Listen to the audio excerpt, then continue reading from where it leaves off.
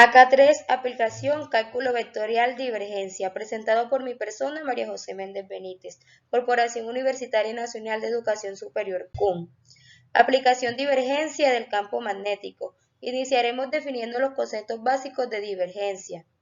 La divergencia, nabla por función, es un operador que toma una función vectorial que define este campo vectorial y arroja como valor de salida una función escalar que mide el cambio de la densidad del fluido en cada punto. En otras palabras, es un escalar que indica la variación de la densidad de vectores de campo. Aquí tenemos 3 ejemplos, los cuales vamos a explicar uno a uno.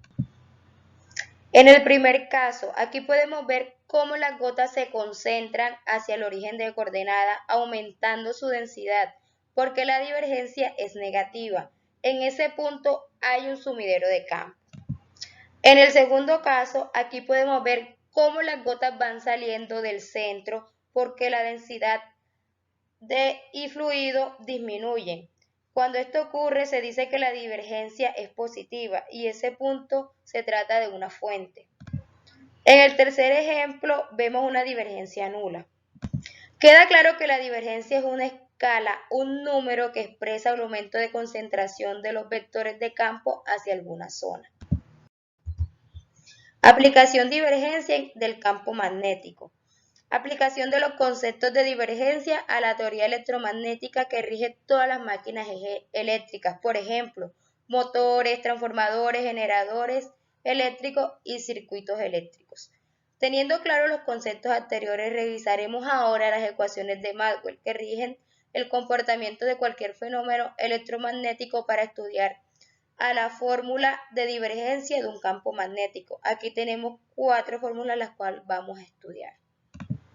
La primera es la ley de Gauss del campo eléctrico. Esta ecuación relaciona la divergencia del campo eléctrico con la densidad de carga eléctrica en cada punto del espacio.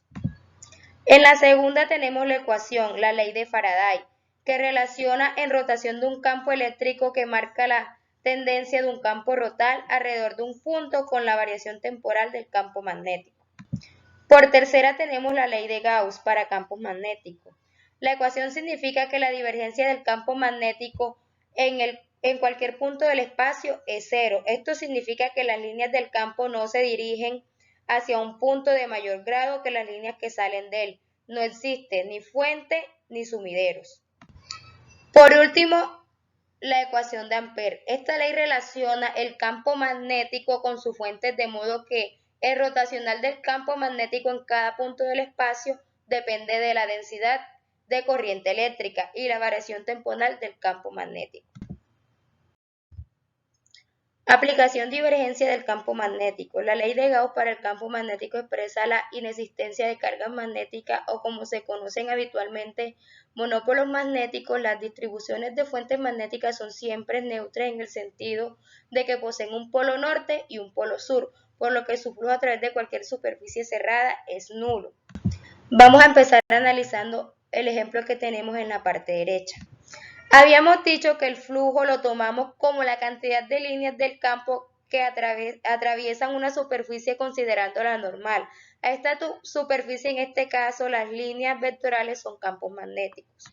El flujo magnético es igual al campo magnético por el diferencial de haya y por el coseno del ángulo comprendido entre el vector campo y el vector diferencial de haya. En la parte izquierda vemos otro ejemplo, líneas de campo entrando y saliendo de un polo N a otro polo S en una superficie.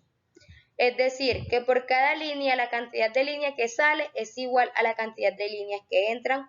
Por lo tanto, la integral sobre esta superficie cerrada del campo magnético escalar diferencial de área es siempre igual a 0.